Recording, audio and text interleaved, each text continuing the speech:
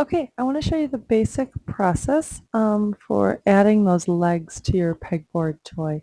So I'm in my pegboard assembly file. I did that by going open and then finding my pegboard assembly. Notice the icon is little blocks stacked together. That shows you it's an assembly because I'm putting the pieces together. So I've opened that up on my screen.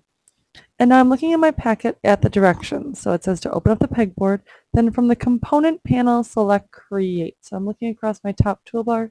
In my assembly tab, in my ribbon here, I have component, and then I see create. So I'm going to go ahead and click that.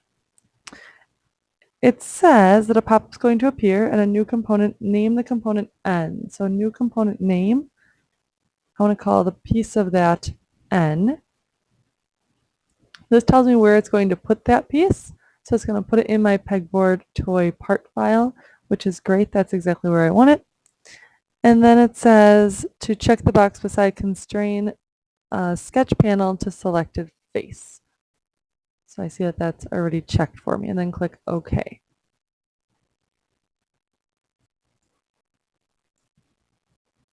I already made one, so I have to call it something else.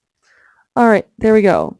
Then it says select the front face from the pegboard part to begin the sketch on the pegboard leg. The pegboard and the two pegs should be grayed out. So I'm going to select the face that my leg is going to be constrained to. And when I select that, you'll notice that everything else kind of disappears from my thing. Now it looks like I'm in a part file here. So now everything that I would have if I was doing a part file is going to appear.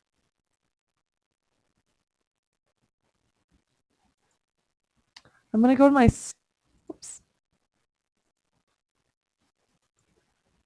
my sketch tab here, and I'm going to click sketch, and I want to create a sketch on this face. So I'm going to select the face just like that. When I do that, in my sketch tab up here, I have one called project geometry. What the project geometry is going to do is it's going to take the geometry from that face and it's going to project it onto my plane so that I can see what I'm working with. So I'm going to do project geometry, and I'm going to select the face that I want projected. So when I click that, you can see that it moves the face of that side onto the plane so that I can see what I need to attach to.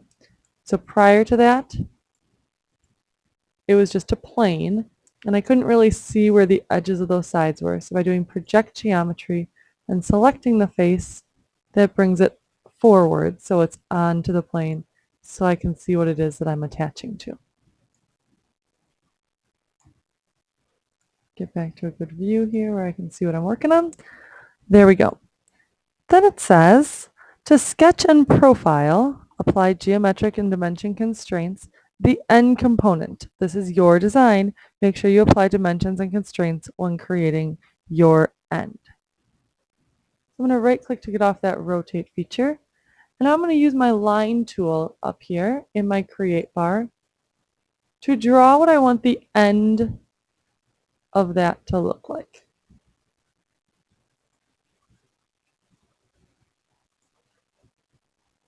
Notice that when my 90 degree is there, it kind of locks into place.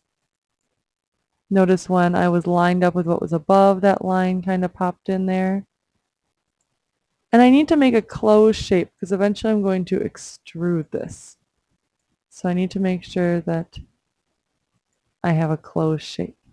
When I finish that shape, I'm going to say finish sketch. And you're going to see that I have a plane here that's even with the front. And now I have this new two-dimensional figure drawn off of that plane.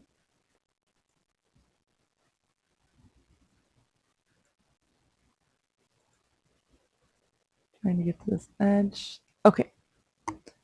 So the next thing I need to do then is just a basic extrusion of that face going backwards into the shape so that it becomes a three-dimensional side. So I'm going to click extrude up in the corner.